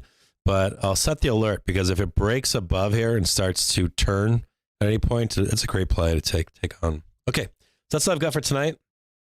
Zoom ER's on something 28, 228 in 40 days. Yeah, I think it can trade down from here. I think we can easily get down to 110 bucks. I don't see why not. I don't think we get as deep as we did in 2019. I think this is the area for Zoom to consolidate. And I like Zoom, to be honest with you. I know that Google Teams is popular out there, but you've got this whole people that aren't in Teams that use Zoom. There's a whole bunch of people that don't use Zoom, or excuse me, don't use Google Teams. And I think they have a niche. I don't think they're ever going to be Google Teams, but there's a definite niche. I don't think that they go bankrupt. Their earnings are outstanding. I don't think they're quite like on the level of, I don't know. I don't want to compare them to another company. I like Zoom. I don't like their valuation, up here at $500 or whatever. But if you look pre-COVID, this is pre-COVID back here, and they were valued at $100 then for the future of working remote, right? I think back here, if I remember, there was some thought that they were competing with Google, with Teams. Is that Google? Is that Microsoft? I might be saying Google when it's Microsoft, but I think it's Microsoft Teams, and Microsoft Teams just kind of took over or whatever. My wife uses Microsoft or Teams, whoever the fuck company uses them. They have huge integration in companies, and I think Zoom's kind of dropped the ball on that aspect, but they still have a place out there. Yeah, you guys have all you guys been updating your platform status, RE Discord website. Should be going. Many thanks. Yeah, so I posted you guys ready? So it's not ready right now. Discord is not, it's almost ready, but it's not quite ready. But if you guys want to get in there, do you guys want to get in there and fuck around or no? You guys want to just get established in there and claim your corner of the Discord? Or are you guys still waiting patiently, or do you guys want to get in there right now? Yeah, it's Microsoft, not Google.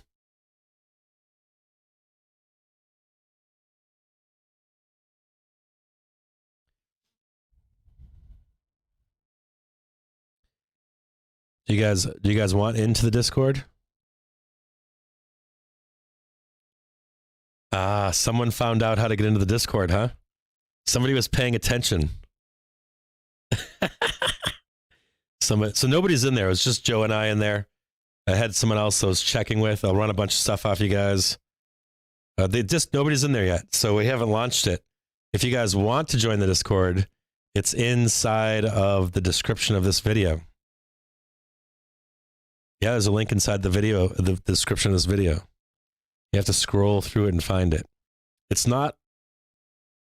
Yeah, go ahead and get the new smell off of it. You guys can get in there. Yeah, I need some help testing it. And yeah, I'm not ready for the floodgates to be open. I know I'm not. But it's getting close. I mean, it's close to where we can do live streams in there. I'd really like to not at some point. I don't like the idea of people already in there slumming around, huh? So my thought is that I will get it up and running.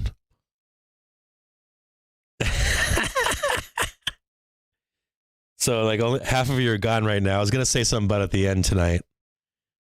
We have a website. It's just a shell of a website right now. But you can cruise around in there too if you want.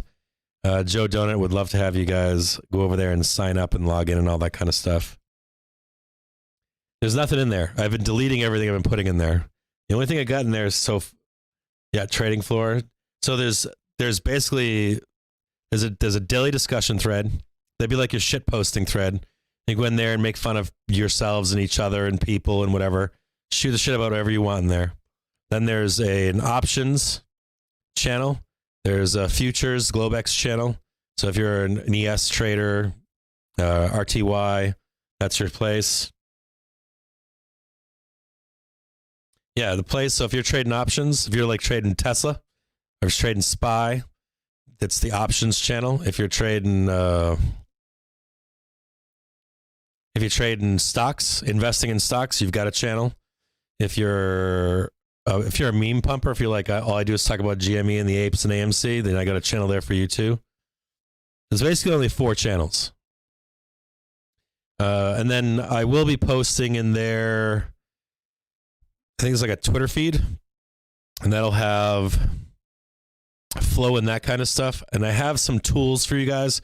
So if you want to bring up like unusual options, I have to put the rules for the tools, the commands actually they're called. So you guys can go into one of these rooms and punch in commands and you'll get a bunch of different, like what are the top 10 stocks that are up today, which top 10 stocks are down today, that kind of stuff.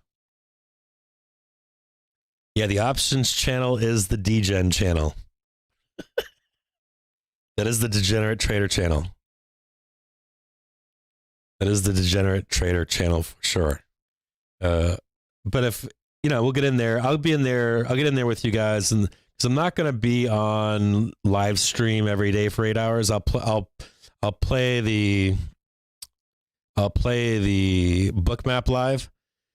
And I think I'm going to put options live on here too. So I don't know if I can do it right now, but I'm going to try to put up 2 screeners with live flow algo is live and bookmap is live. And then I'm going to do more Discord where I'm just trading and then we can trade together as a team or as a group in the Discord. If that makes sense. Does that help? So I think I'm going to be in Discord mostly. That's what I used to trade. Was mostly in Discords. We got a nice trading room together, and people talk about what their trades are going to be, and yeah, the options channel is definitely the DGen channel. All right, so I'm gonna let you guys go. We'll have a live stream tomorrow for the open at 9 or 9:30 or so, somewhere in there, and we'll trade the day. I'm gonna put up a new live stream tomorrow. That's awesome. That's rad. I like movie nights. Streaming game nights, love it. Yeah. So yeah, so what I'll do is I'll do the live stream every morning and at the end of the close for like an hour. I'll leave it up running so that you get to watch it, and I'll post it in the Discord. So if you want to see it running in the background or something while you're in Discord, I don't want to be trading live on live stream anymore on YouTube because I'm afraid of people watching us trade.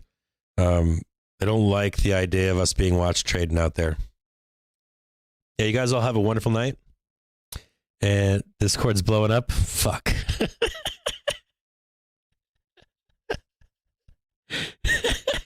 All right, so I'll catch up with you all tomorrow. I'll jump into the Discord if I can at some point. I have to eat some dinner and drink a whiskey. But if you guys get in the Discord and you guys want to be mods or anything, or know about adding commands and tools and stuff like that, give me a shout, and I'll set you guys up so you can help us along. And I'm going to make it public tomorrow at some point in the morning. Yeah, the education or nuggets of wisdom channel is going to be the daily. So the daily discussion thread is where you just say, "Hey, I'm Captain Jim James. I've never been trading before in my life." It's where you discuss, like, you back test your shit. Like, if you're like, "Hey, I want to take this trade on Tesla and I don't know when, where, how to enter," that's the place to say it, because you can get people with experience that'll tell you you're fucking crazy, or that, you know, this is a better way to do it. We'll talk about it as we get in there, and then yeah, have a great night, everybody. And then there'll be some trading classes. We'll do some stock trading classes, some options trading classes. So you have a place to follow along with us. Hey, Dave. Dave, in the description of this video, there's a link to the Discord. I wasn't going to say anything and just see if anyone found it, but someone, I think it was Jason, that found it. So you guys can mess around in there, and I will be in there tomorrow, the Dave. And then what I'll do is, yeah, it's inside of the YouTube description of this video. And then I will be in there tomorrow at like 10, 11 o'clock. And we'll trade together in the Discord. We'll figure out the Discord. I'll show you guys, we'll walk you guys through some of the tools. And yeah, and I think I'm going to try to post like a live feed in there of flow, so you guys can just see the actual flow as it comes out. We can all talk about it, and we'll get there. All right, brothers. I will check on all of you tomorrow. I'll let you one last thing. Futures are looking pretty fucking good for tomorrow. Like, it's not a bad start. I like slightly red futures. I'll see you all tomorrow. Have a wonderful night. Happy Monday, Sunday. I hope you enjoyed your MLK Day, to honor MLK, whether you're able to get out there and do your thing. And I'll see you guys tomorrow in the morning. Later.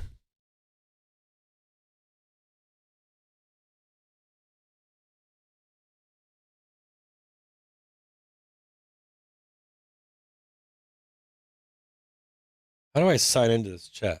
Open in browser. I can open this chat in a browser.